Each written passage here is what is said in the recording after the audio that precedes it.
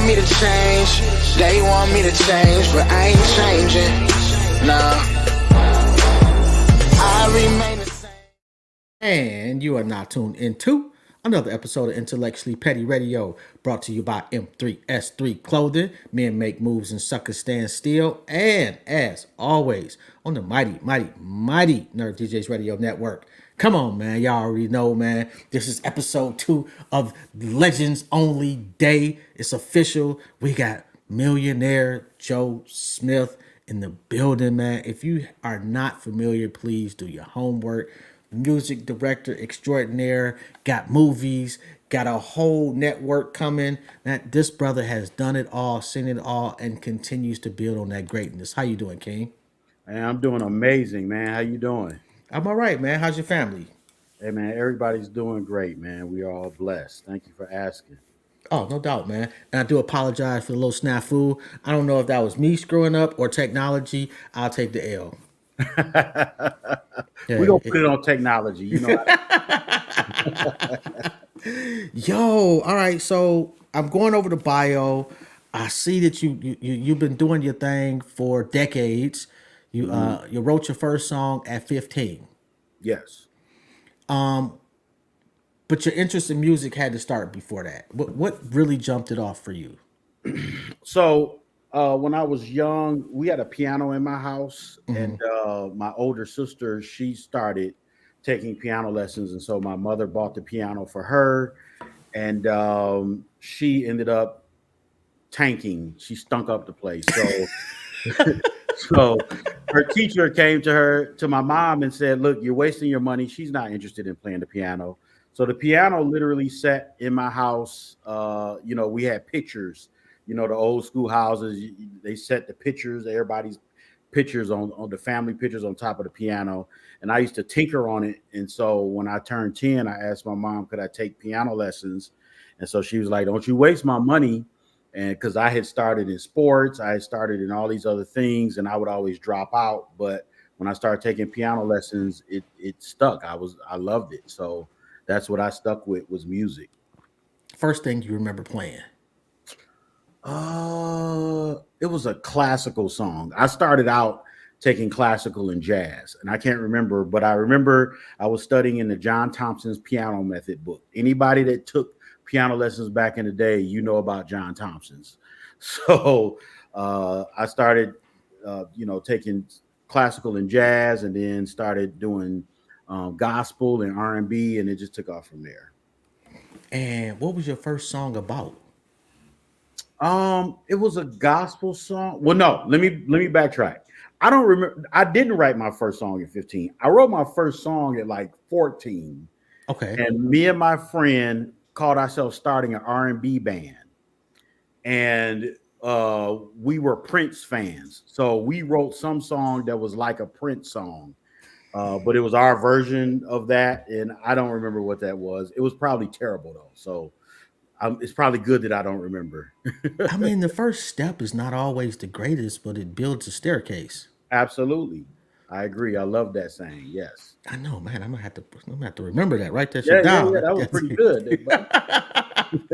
Okay, so what next for you? Okay, we get past the toddler stage, if you will. Mhm. When do you realize this is what I want to do for the rest of my life? So when I started playing for different churches, and then I started doing studio work and playing for different local groups and local artists. That's when it got fun. That's and when I actually started making money at it, right? So uh, while all my friends were getting jobs at the mall and getting jobs, working in summer programs, I was making money playing keyboards. So that's when I really fell in love with it. It was like, oh, I can do this, and I was making as much or more as my friends who were working at McDonald's and stuff like that. So that was when I was like, I sound like such a capitalist, which I am. But it was like, that's when I was like, oh yeah, this is going to work out good. And I'm sorry, my dog is up there spazzing over a squirrel or something. It'll do it. Yes. somebody can come on my porch and he got nothing to say. A bird flies by and it's little Uzi, you know. Right, right.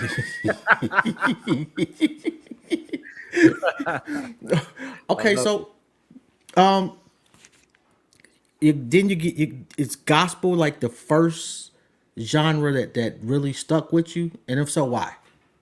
Um, Probably because being a teenager, being 15, um, those were like I couldn't get into nightclubs to play jazz, and there was really nowhere to really play classical like that.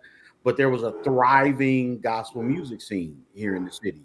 So probably if I had to answer that directly, it would be because there was such a thriving. See, there was always concerts, there were always musicals, there was always somewhere for me to go and jam and gig, and so once my name kind of started getting out in the music community as being, one of the young lions that was up and coming, um, it was like that was, where I went to thrive. And, I grew up in the church. My mother was a very active member of church, so she brought us up in the church. And so, which was good because even though I did, dibble and dabble running around in the neighborhood and running around in the streets, music always gave me something else to do. Hmm. While all my friends started selling drugs and getting killed and going to jail, I was gigging, and so yeah, that was what drew me in. What church did you go to? I grew up at a church called Messiah Baptist Church on 7 Mile between Livernois and Wyoming. That Oh, was so where that ain't too far from Greater Grace. nope, right down the street from where Greater Grace used to be. Yep. Yeah, man, I remember when I was in high school, a Hmm. friend of mine, she got murdered, Mm. Wow. and her funeral was at Greater Grace. And to this day, I've Mm. never seen a funeral bigger than hers. Wow. Yeah, Wow. Ebony, rest in peace to her. I never forget her. Never forget the story. Yeah. That was one of my first tragedies in my life. Mm. Yeah. Sorry to hear that. Wow. Um, yeah, me too. You know, it's Mm. unfortunate, but that's life, ain't it? Absolutely. Absolutely. So okay, you go from playing in local churches. How does that and once people start to knowing who you are, how does that turn into okay? Well, we want to get him on this album, or we want him to be a musical director for us.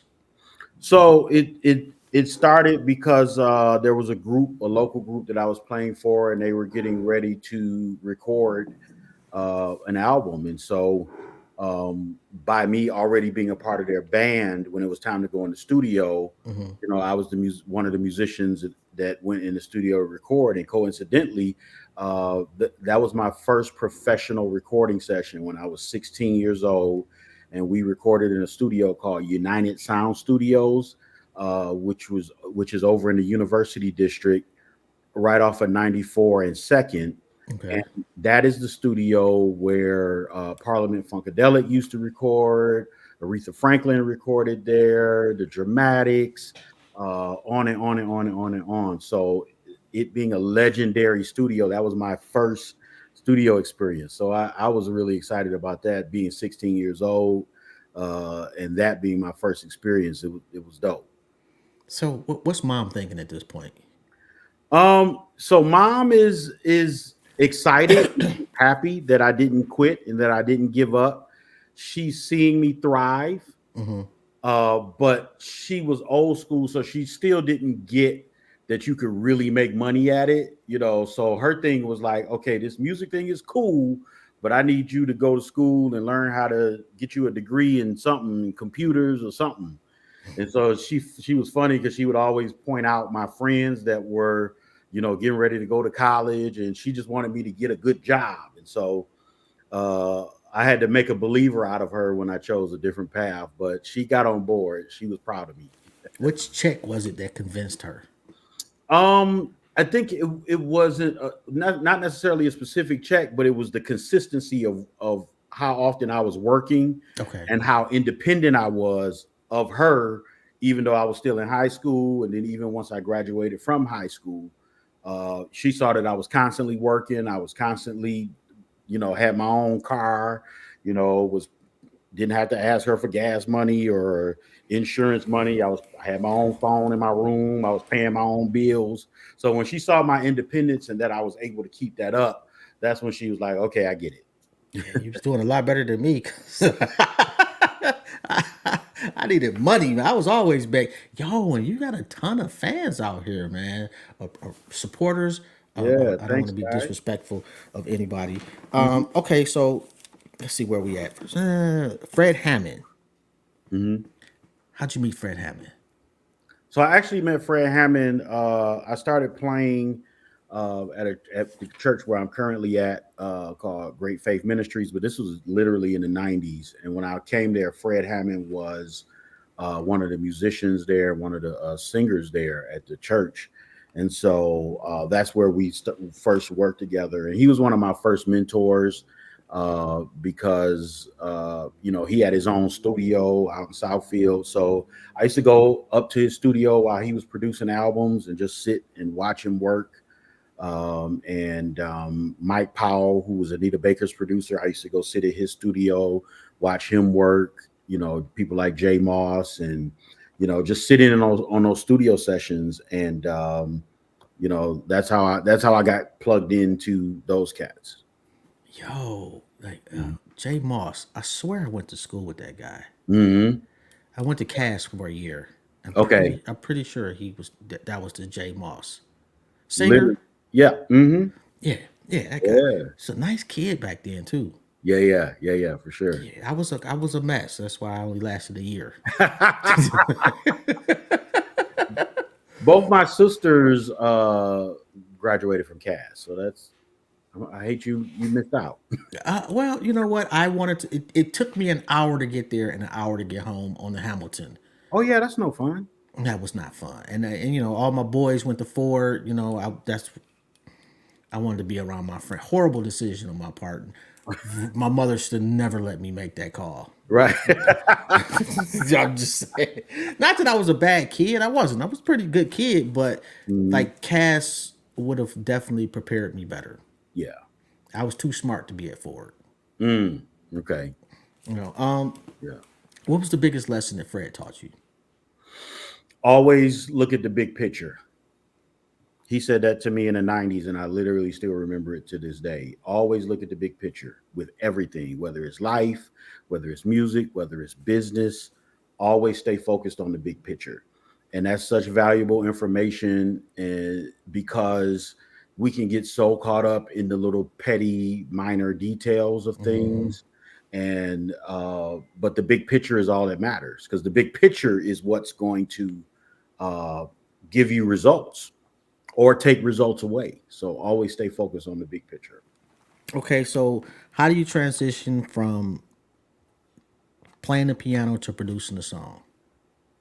So that started, back when I was at 16 and I was working in the studio. I was always fascinated by the recording process, and Mm-hmm. always, I didn't just go in there and play and leave. Like, I wanted to know what the mixing board was, what all of the different devices, the outboard gear, and all of the how the tape machines worked. I was curious about that entire process, which is why, even going back to the '90s, whenever I got a chance to sit in the studio, I always wanted to sit in the studio because I wanted to learn the lingo. I wanted to understand how everything worked.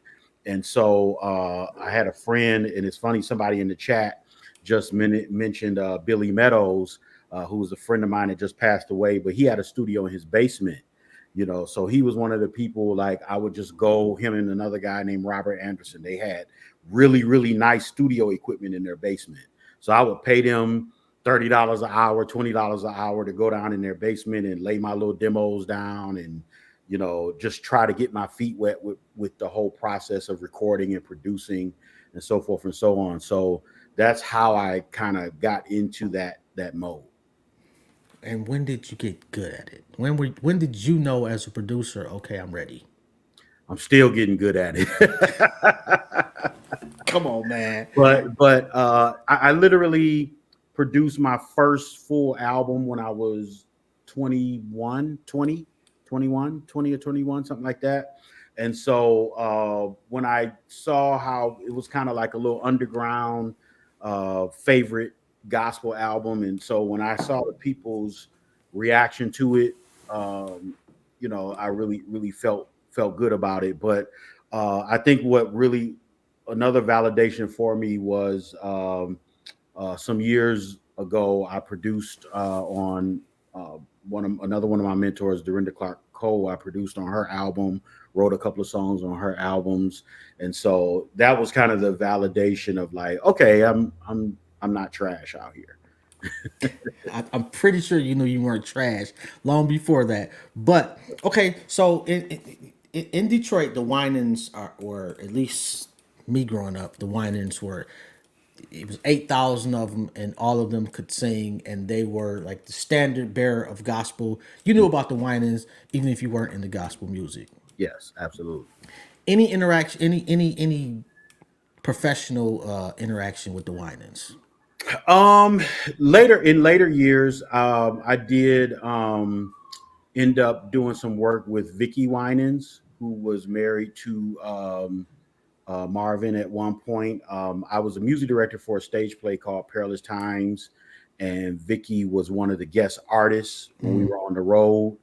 And so from there, she asked me to play on a recording that she was working on. So it was Vicky, and then of course I worked with their son Mario Winans, who went on to be a huge producer in R&B, working with Diddy and a lot of different other artists that he produced. So he was the drummer for the play that when we were on the road. So Okay. definitely interacted with them, intersected with them. A lot of friends that came out of that camp. So absolutely. How do you go from one to the other? They seem like, I mean, I know it's music, but it just seems like two completely different lanes as far as being a musical director for a play and producing or playing live. Mhm. Well, because it's a scene, it's a circle, right? So it's just like literally any industry, right? If you are in politics, you know politicians all over the city. You guys are at the same events. You Yeah. guys are at the same, networking things. You are bumping into each other in different places within your circle. So it's the same way in the entertainment business, whether it's gospel, R&B, whatever. You're running into the same people. We're all moving around in the same circles. So those relationships, that's a very important key in business, is relationships. Building and establishing and maintaining healthy relationships in your industry, in your field, is what opens the door. Because then when somebody's looking for somebody to do X, Y, and Z, They call then you up. your name comes up in the Yeah. conversation. And so that's how one thing leads to another, and everybody moves around. So a guy that might be producing an album might also be on the road with an artist. And so he's like, I need a keyboard player. Hey, call Joe. You know what I mean? So it's that kind of thing. What, A lot of what's word of mouth. what's being on the road like? It's a lot of work. People think it's a lot of fun, but it's a lot of work. And it can be tiring. It could be grueling. You when I was really, really, really heavy on the road, people would be like, man, you go all these places. Do you get to go shop? Do you get to go visit the restaurants? It's like, no, I literally got off the airplane and went to sound check. Or I literally got off the plane, went to the hotel, took a nap, and then went to sound check. Like, there is no, oh, let's go to the mall. Oh, we're in DC. Let's go to the museum. Let's go to the African American Museum. No, it's nothing like that. Every now and then, when you're lucky, you may get a day off where you can hang out, or you may get some leisure time where you can go kick it. But it is not at all a hangout time. You're there for work. The Clark sisters. Tell me about them. The Clark sisters were some of one of the groups that I listened to and looked up to growing up. I actually went to the Clark Conservatory of Music when I was a teenager. because I knew classical and I knew jazz, but I Mm-hmm. didn't know how to play gospel. So that's where I went to really learn the gospel side. And so it was just really interesting that later on, 20 years later, I ended up becoming their music director, and specifically, so I've worked for them individually. Okay. Dorinda Clark Cole has her own career. I was her music director. Karen Clark Sheard has her own career. I was her music director. Kiara Sheard has her own career, and I was her music director. But I was also music director for them collectively as a sister. So that's a very, very big highlight in my career, specifically because the Clark sisters and Fred Hammond have only had the best of the best of the best musicians down through the years. Like Yeah. the creme de la creme is who gets to play for them. And so getting tapped on the shoulder to play for them was, you want to talk about validation? That was huge validation to get those calls. How are they to work with? Pleasant? Absolutely. Absolutely. Yeah, definitely. I mean, you got to come in knowing your stuff. You got to know what you're doing. And it's funny, the very, very first rehearsal that I had with them as music director, I'm going in like, man, these the Clark sisters, man. That's Twinkie Clark right there. So I'm just coming in. I know the songs, so I'm just coming in to, just do my thing and do what I'm told. But I'm the music director, so they looking at me like, okay, what we doing first? I'm like, I don't know. Y'all tell me. They like, no, you tell us. So I had to learn very quickly, like when you're in charge, they want you to be in charge, which was crazy to me because I feel like with them being the legends that they are, I felt like they were going to be more, bossy and more in control and more vocal and verbal with what they wanted. But it's like, no, they want you to lead them and tell them which way to go. So once I picked up on that, it was like, okay, I'm cool. Let me go in here and pull my pants up and be the music director because they hired me to be the music director. Okay, and again, I am no gospel historian by any stretch, but I Mm-hmm. know the Clark sisters. For sure. How do you decide to tell the Clark sisters, okay, sing this first, sing this second? Like, what's the process? What's the thought process behind that?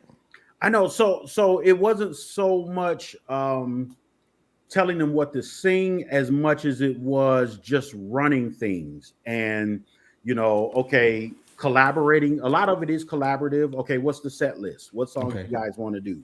Okay, we want to do these songs. Okay, guys, we only got 45 minutes, so we need to cut a couple of songs because you're going to go long on this song. You're going to do 3 reprises on this song, so maybe let's cut 2. And then running the rehearsal, corralling the band, getting with the sound guy, making sure that he knows what our needs are once we get out on the road. So it's just being the hub that gives order and direction and brings structure to the whole scenario, whether it's a rehearsal, whether it's a sound check, whether it's a gig. I was the guy that brought the structure to it. But now once it's go time, once the music starts, oh, they know what to do. That's where the veteran in them kicks in. They go ham. So how many instruments are you do you need? How many players? So typically we would travel with a 5-piece band, drums, bass, lead guitar, and 2 keyboard players. Okay. And and then there's a thing called stems, right, where you're taking elements from the actual recording of their album and playing with it live, either through a computer or back in the day we used to use what was called a hard disk recorder. And so between the stems, so the stems would be like the horns and the strings Okay. and extra background vocals or sound effects or anything that we didn't want to play live, we would play on top of that to give it a bigger sound. So, but we've gone out with a 4-piece, 2 keyboard players, bass and drums. It just depends on who's available and what the budget was for travel. And, and we would also travel with 3 background singers, a sound engineer. And so we had a little squad and we would go out and tear up stuff. Okay, so you got an unlimited budget. You my musical director, and you can have Any bass player, any keyboard player, any drum player. Who you choosing? Whoa.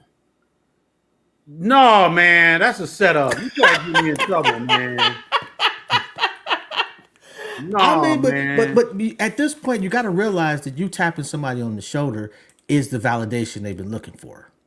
Yeah.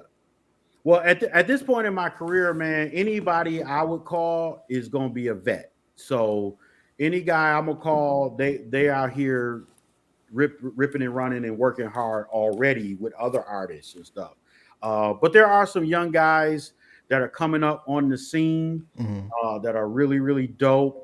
I haven't worked with a lot of them because, over the past few years, I've transitioned more into the film side. So a lot of the new young lions that are out here, they know me, but I'm Unc to them or big bro. So but I got some things coming up, that are tapping into the music side. So I'm gonna reach out to some of these young cats and give them a little work. And come on, Pam, like work with your boy. He's talking about don't answer that. He works with the best of the best.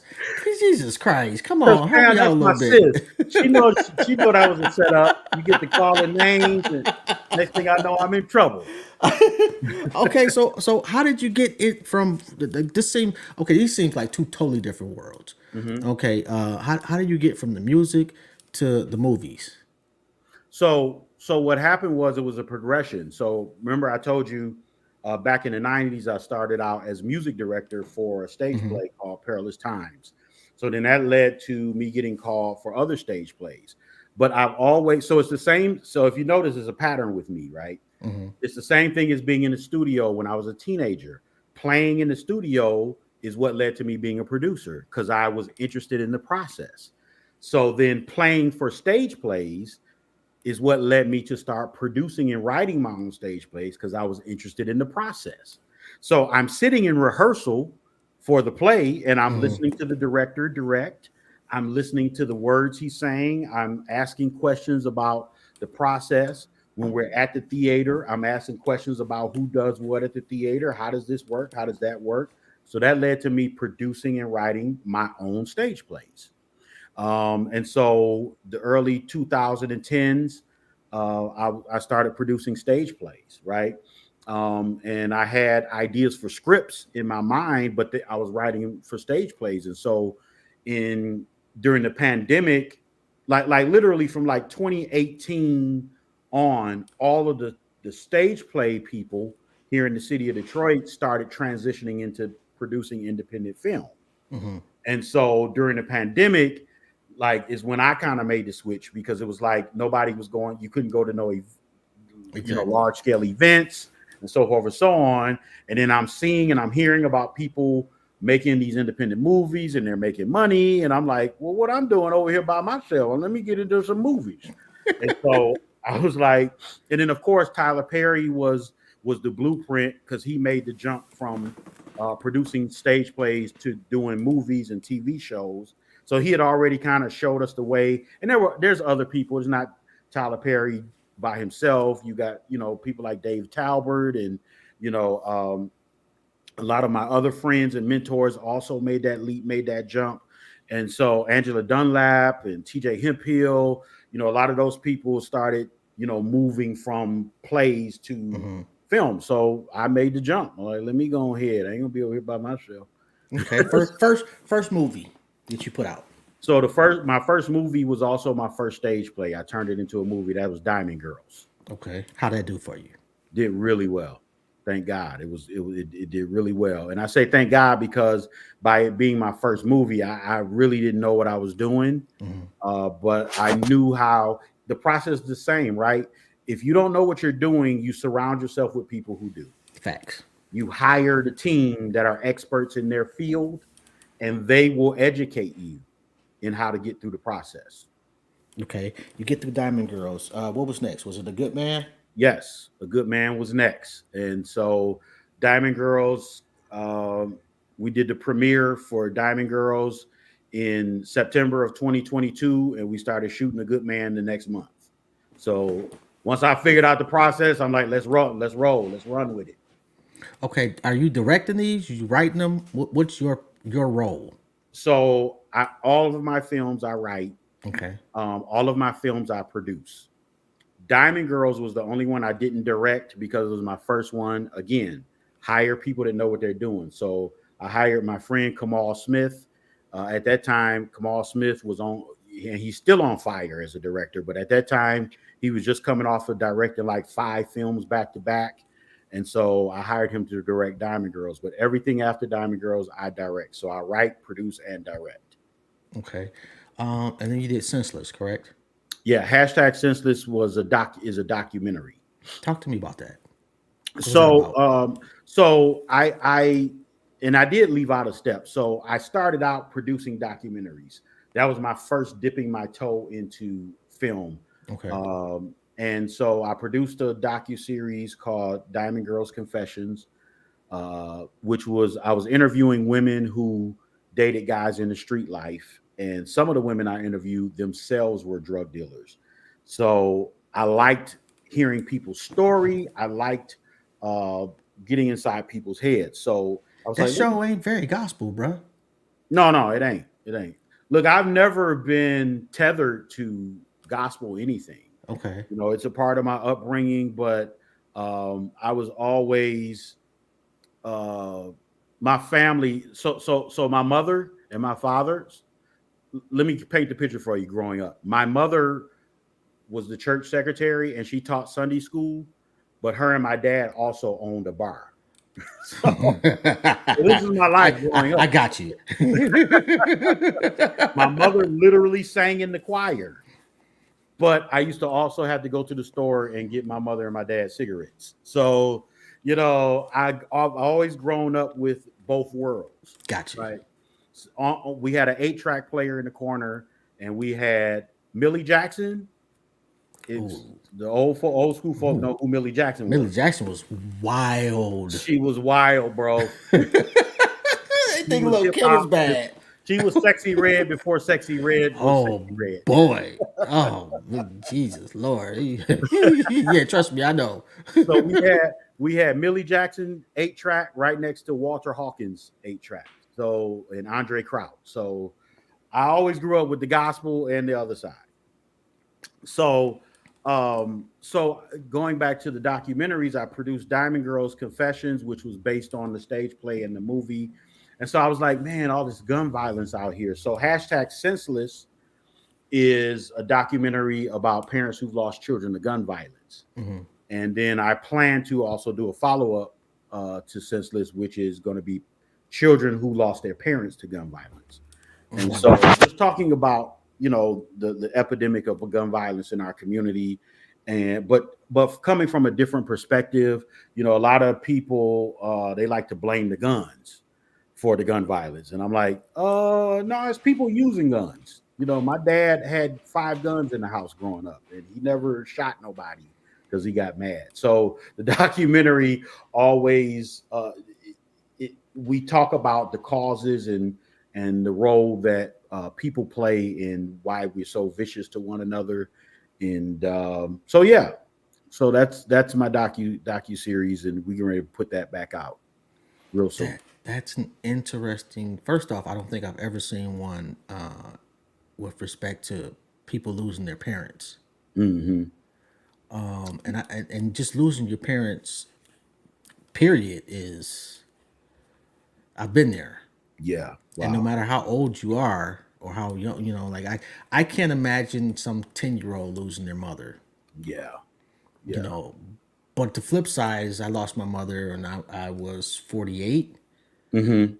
So I knew, you know, you know it's supposed to happen that way. Yeah. But after that long, it's like you can't conceive it being your mom. Mm-hmm. You Yeah. know. Oh my God. Let's see, we did what's next besides the documentary? So I just had a new movie come out a couple of months ago called Dance with the Devil. So that's now streaming on Tubi. And I got a new movie called A Good Man Part 2 is getting ready to come out. We're doing a premiere for that here in Detroit on March the 30th at the Riviera in Farmington Hills. So anybody that's in town, please come check out the premiere. You can get your tickets for that on eventbrite.com. And got a couple of movies that I'm going to be producing this year.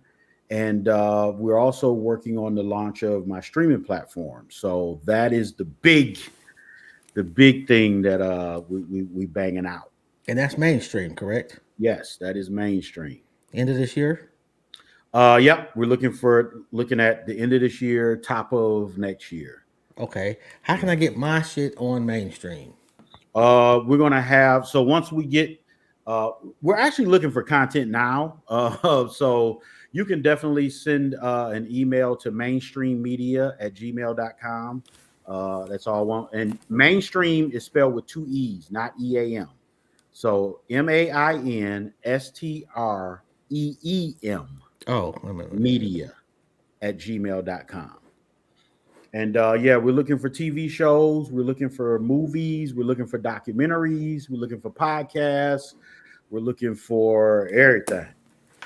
Well, I got like a decade worth of shit for you, bro. Oh, well, bring it on there, brother. Oh man, I started doing this when it was three of us doing this shit. Wow. Now Yeah, it's yeah, three every 20 minutes. yeah. Yeah.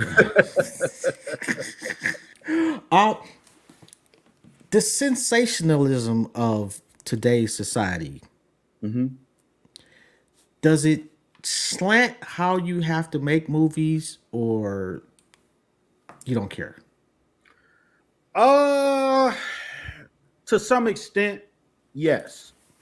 You have to, especially with a platform like Tubi, because the way that we make our money on Tubi is through the viewership.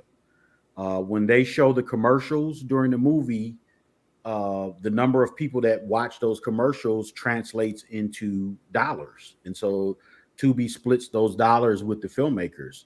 And so you can't just go out and make a movie just because you feel like this is something you want to do. You have to kind of be in line with what's popular, what's trending, what's hot. Now, within that paradigm, you can choose how far you want to go, right? So, there's some filmmakers that their thing is sex sales. So, soon as the movie come on, you're gonna see booty and strippers and sex and Pretty much. everything, and in between there's a story. You know, for me, I just try not to. I try to be loyal to the story. If it Okay. makes sense for the story, then we'll put it in there. But if it's not, you got to have something really, really compelling, And so I would say yes and no. Thrillers are really hot right now. Urban crime dramas are really hot right now. If you go outside of those paradigms or those verticals, you got to have really, really, really great content to get people to stay engaged with it. So, yeah, it Is there does. somebody that you would like to do a biopic on? Yes. A lot of people. Like I'm really fascinated with so my music background. A lot of people I want to do biopics on are musicals, are music artists. So like Luther Vandross, I would love to do something on him. I'm a fan of his music. Parliament Funkadelic. That would be a good one. I just feel like that story's so wild. I don't know how to tell that story, boy. Yeah, And Barry Gordy. I don't. That What? would be like you would have to have a huge budget for the Barry Gordy one. Yeah, I don't think people understand the magnitude of what Barry Gordy created right here in Detroit on Grand Boulevard. Because he I don't think left. people really understand like how huge Motown was in its heyday. Because it wasn't good enough for him. Towards the end, it was offensive to Detroiters. Like, we're not good enough for you, bruh. Like, Yeah. we gave you what you got, Hmm. and you didn't want us no more. Well, I think at the time he wanted to get more into the film space, and I think he also wanted to be around because in LA is a different animal.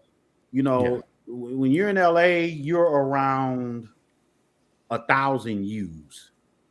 You know, so whereas here you might be the big fish in the pond. You the whale. Out there, it's an ocean, Yeah.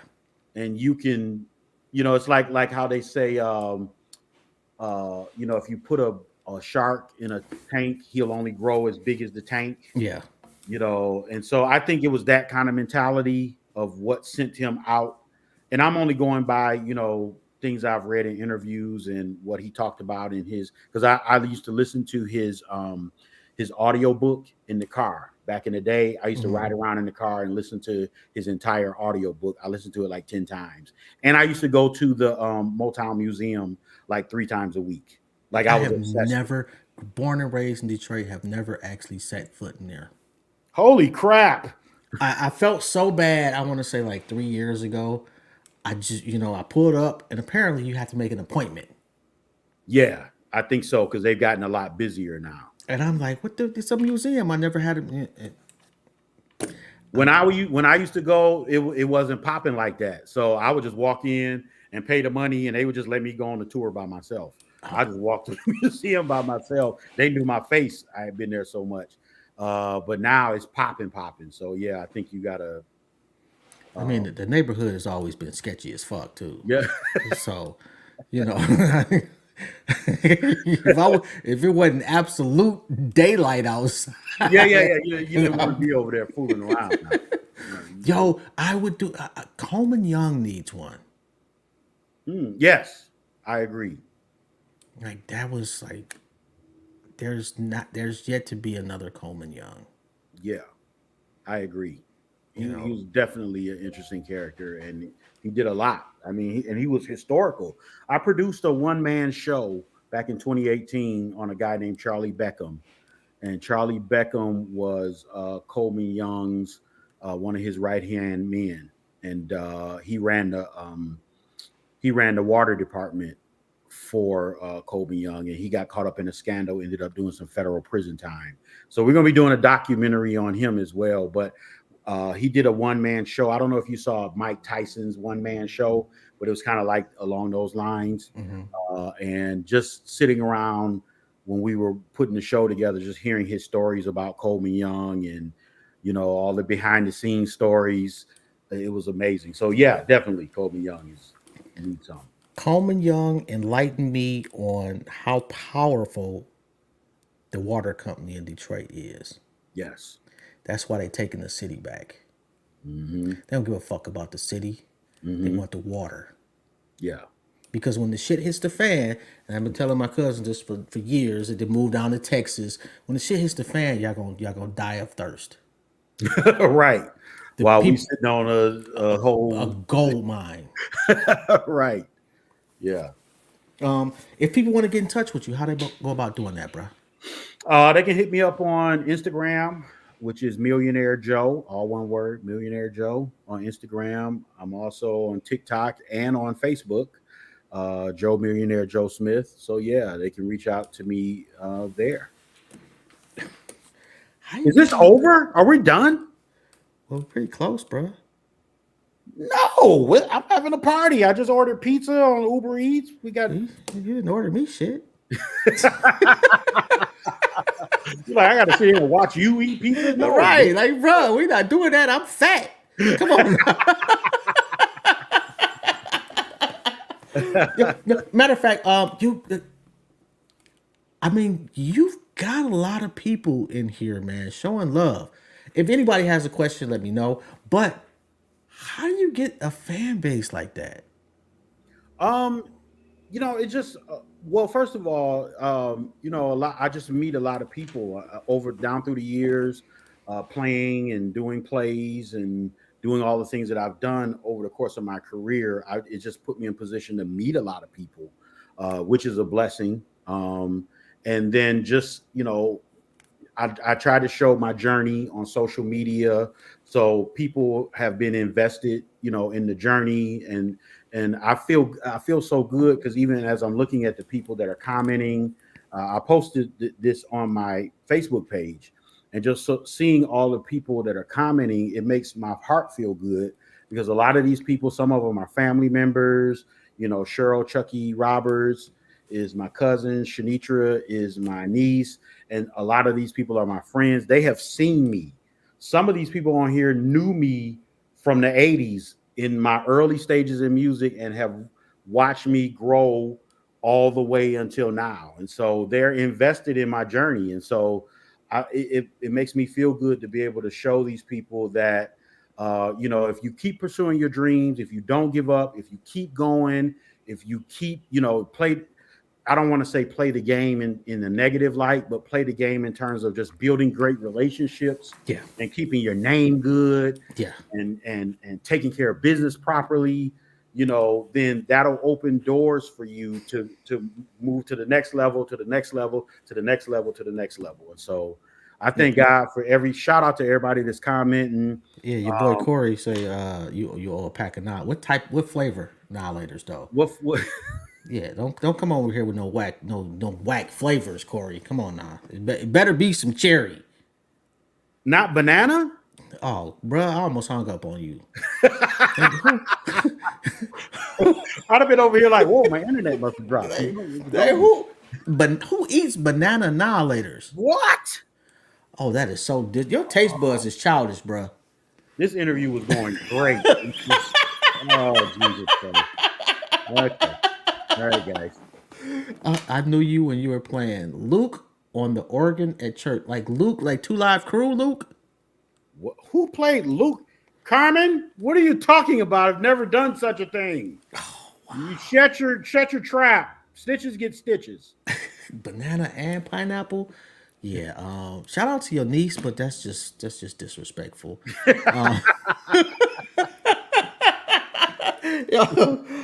Damn, and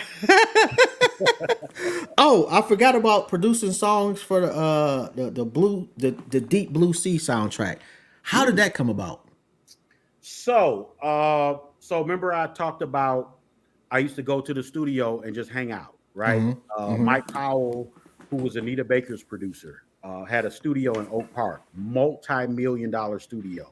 He built the studio to model it after a studio in LA that he used to work out of on Anita Baker's projects. So I had some friends that used to produce up there. So I would hit them up. Hey man, y'all gonna be at the studio tonight?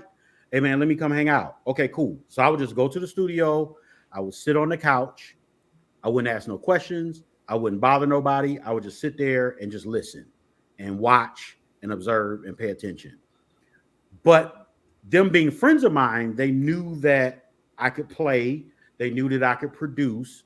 And so what happened was they had gotten in touch with LL Cool J was starting a new record label through Warner Brothers out of New York. And they had gotten in touch with the guy who was running the label. So one day I'm hanging out at the studio and they're like, hey, Joe, our guy in New York is looking for beats. He's looking for tracks. LL starting a new label. The first album under his new label is going to be the soundtrack for Deep Blue Sea. Do you got any beats? So I was like, heck yeah, I got some beats. So I hit up my production partners. And what happened was the guy who was running LL's label flew into Detroit, and all the producers in Detroit were just coming up there playing their beats for him. Because he was on a search. They were looking for new producers. They didn't want to use the same old people that was producing everybody's stuff. Because if you notice, that's what happens in the music industry. Yeah. When a particular group of producers is hot, everybody want to use them. They're producing them. Yeah. Then the labels get tired of them, and then they get a new sound. And then so LL didn't want to do none of that. So he wanted all new hotness. So I played the beats. He loved them. He flew me and my team out to New York. This was in 1999, and they picked 2 songs that they wanted to record. They already had groups signed to the label, and so it was a girl group and a guy group, and they recorded the songs for the soundtrack. That was really a highlight of my career because that was the first time like I got flued out to New York. They're putting us up in like Manhattan high-end hotels, like La Parker Meridian. Now, people don't know the La Parker Meridian is the hotel where Tupac was accused of raping that girl when he caught the rape charge. That was at the La Parker Meridian Mm-hmm. in Manhattan, the Roger Smith Hotel, all these high-end hotels. I'm getting picked up by car service from the airport. I'm like, oh, popping, bro. Popping. You feel me? And quick story, man. I know we got to go, but Actually, I got remember, another question because Carmen just put. I had no clue that you almost died in the pandemic, so we want to get to that oh before yeah, you go. oh, definitely. So wrapping up this story, I remember the first, because they flew us to New York a few times, and the first time we flew to New York, we worked out of a studio called Chung King Studios. Right, Mm-hmm. Chung King is a legendary hip hop and R&B studio, and it was in the same building as Def Jam. And it was the whole top floor of this office building. So as soon as you get off the elevator doors open and all you see is marble. And when you walk down the hall of the studio, all you see is gold and platinum plaques. Lauryn Hill recorded there. Michael Jackson recorded there. The Fugees recorded there. This hip hop group, that hip hop group, this person, that person. And so that was a very huge highlight of my career, just being in that environment and having that opportunity to be on the soundtrack of a major motion picture. That was like, that was huge for me. So I thank God for that experience. And it really broadened my horizons and opened my eyes. Okay, and Carmen said, "How did your drive shift after almost dying in the pandemic? And did you almost die from COVID?" Yes. Yes. So what happened was in March of 2020, that was when the pandemic was ramping up, right? Yeah. We were hearing about it in January and February, but it was overseas. It was all these other places. And then in February, it was the first report of it being in the United States. And so in March, I got a fever, and I started. It felt like I was coming down with the flu. Mm-hmm. And so I was just taking everything, Theraflu. I'm taking all kinds of herbs. I'm taking all types of everything, black seed oil, everything, because I'm thinking it's the flu. And so after about a week and a half, maybe 2 weeks, it hadn't gone anywhere. So I had a fever and it wouldn't break. And so at that time, now the hospitals are being overrun. And so now they won't even see you at the hospital to test you for COVID unless you had all three symptoms. You had to have a fever, you had to have a cough, and you had to have, what was the other one? It was the fever, the cough, and there was one more symptom that you had to have for them to even, or shortness of breath, Mm-hmm. for them to even test you, because they didn't have enough tests to go around. So I went up to Beaumont. They were like, look, all you got is a fever. Keep taking the Tylenol. It'll break. A week later, I went back home. A week later, I was breathing like this. That was my regular breathing. To get enough oxygen, that's how I was breathing. And then I would have these extreme coughing spells. Like I'm just coughing, like can't stop coughing. And so I'm at my sister's. I'm laying down. My sister comes in the room. She hears me breathing. She says, "Do you think you need to go to the hospital?" And I was like, "Yeah, I think so." Long story short, they take me to the hospital. I ended up the next day. They kept me overnight. They were like, "You have pneumonia in both lungs. And if this doesn't get any better, we're going to have to put you on a ventilator." And so my stupid behind, I didn't know how dangerous the ventilator was. I was like, well, if it's going that way, let's just rip the Band-Aid off. Go ahead and put me on the ventilator. And so the doctor looked at me and looked at the other doctor, and they was like, okay. So they put me to sleep. The next day I was on the ventilator. And the day after they put me on the ventilator, they text my family, because remember, your family couldn't come to the hospital. The hospitals were shut down. So my family had to sit at home and just wait to hear what was going on with me. And the nurse texted my sister and was like, "Oh, he's doing fine." The doctor came behind the nurse and was like, "I don't know why she told you that. Joe is only breathing 20% on his own. And if it wasn't for the ventilator, he'd be dead. And so he's got a long way to go. We're hoping he comes out okay." And so, of course, that sent my family and my friends into a panic. And a few days later, I came off the ventilator. I woke up in ICU, and about 10 days after that, I was out of the hospital. So, literally, the nurse in the hospital said, only you and one other person in this entire hospital have survived being on a ventilator. Then I saw on the news that the ventilator only had a 20% survival rate. So 80% of the people who went on the ventilator died during COVID. During the especially, so I was in the beginning when they were the doctors were trying to figure it out. The lung doctor, when I had my virtual appointment with him, he was like, "Man, we figuring it out." Literally, he was honest. He was like, "We don't know. We're just trying stuff. We don't know what to do. We don't know what's happening. We're trying to figure it out." So God literally brought me through that. Now, to answer Carmen's question, when I was laying in the hospital recuperating, all I could think about was all the ideas and things that I had been putting off and putting on the back burner and procrastinating. And all I could think about is if I had died, I would have taken all that stuff to the grave with me. And it made me mad. It made me mad at myself. It made me mad at COVID. It made me mad. And I said, when I get out of this hospital, I'm going ham. I'm going crazy. I'm doing everything. Even if I fail, I don't care. I'm doing it. And so I tell people there's nothing that will give you a spark to want to live like almost dying. Almost dying will give you the push you need to live. You know what's interesting is May of 2020, I had a heart attack, Jesus, wow. and I ended up having to have so all my arteries were almost completely occluded. Wow. And like it was to the point when I went to the hospital, they said, I'm like, okay, I used to smoke almost 2 packs a day. Wow. And they were like, okay. I'm like, well, can I go home and come back? No, bro. If you leave now, you could die. I was like, well, let me go smoke one cigarette. Wow. I was, I, but I understand what you're saying. Like after that, things have changed for me as far as like I used to do the podcast just cause I still enjoyed conversations, but I never thought about making money out of it. Yeah. Yeah. And then I got really focused about things, and the way what I required from other people changed. The things that made me happy changed. I appreciate moments way more than I ever did. Like it just seeing death does something for you.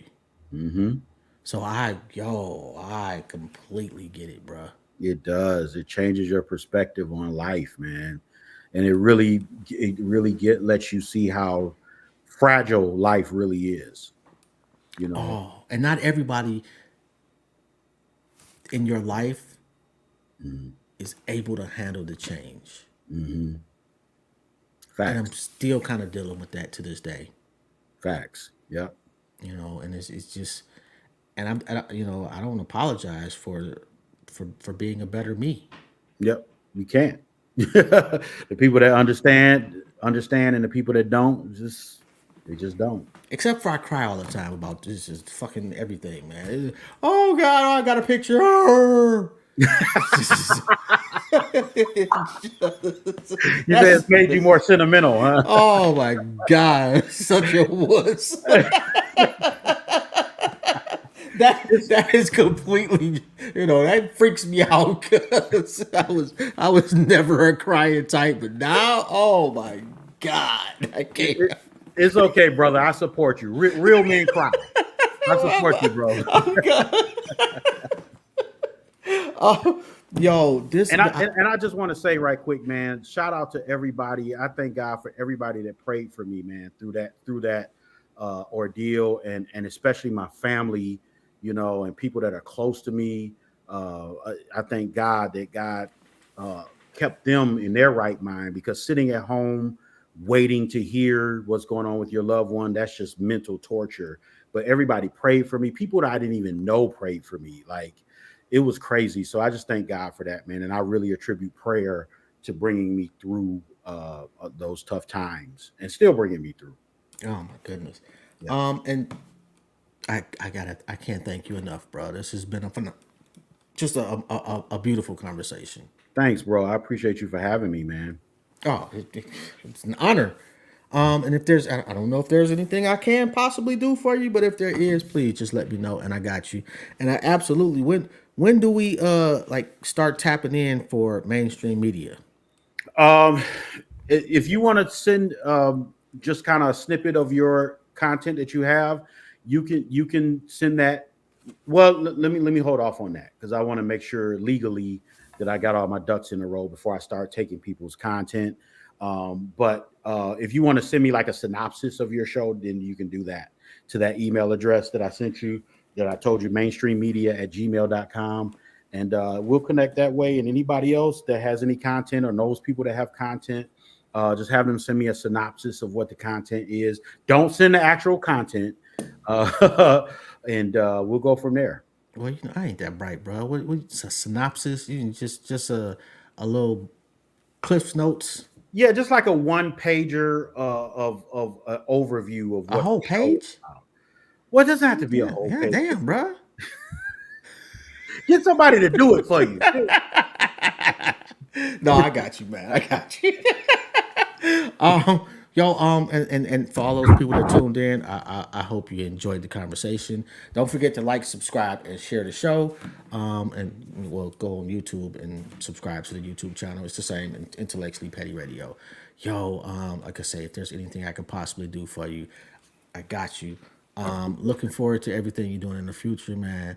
Truly, truly, truly appreciate you, man. Bless you, bro. Thank you. Thank you for having me. No doubt, man. And on that note, I'm gonna let you go ahead and eat your pizza. Thank you, sir. All right, no doubt, man. Have a good one. All right, later, man. All right, peace. Yo, yeah, that the beautiful conversation, man. I can't, again, I just want to thank the brother. And if for anybody that is interested in coming on the show, please reach out to my manager. And let me look up the right IG before I screw it up. And I'm sorry, Carita Montez Miller on Instagram. That's Carita with a C, Montez Miller. On that note, I'll be back in about an hour. We got television producer Biff Lawson coming on the show. Should be. Thank you, Shanitra. That I appreciate that. Matter of fact, here let's add that. I just like to see that at the end of the show. That's pretty dope. Anyway, on that note, y'all have a good one. Appreciate y'all for tuning in. This is Jobs. This has been another episode of Intellectually Petty Radio.